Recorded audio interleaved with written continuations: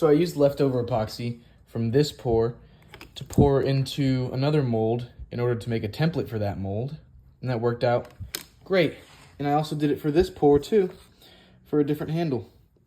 And now I have both of those templates in use over here. I gotta sand it down, I cut it a little big on purpose.